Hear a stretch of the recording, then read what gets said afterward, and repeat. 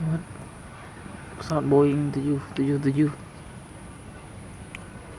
di Bandara Sultan Iskandar Muda.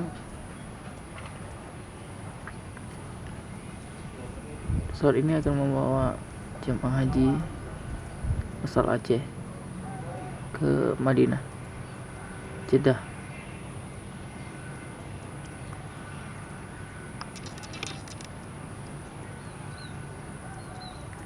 Mungkin diperkirakan akan berangkat hari ini jam 13 ya.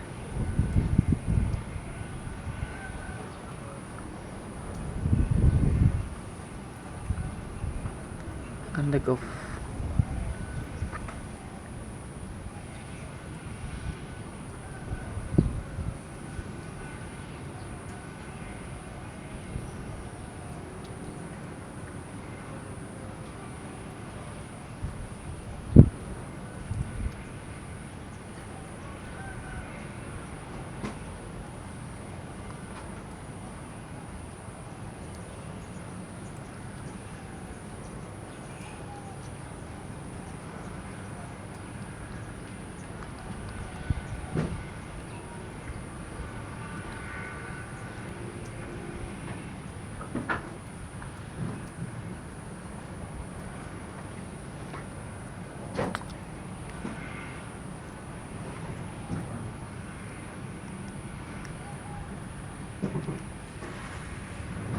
Kalian jangan lupa like dan subscribe.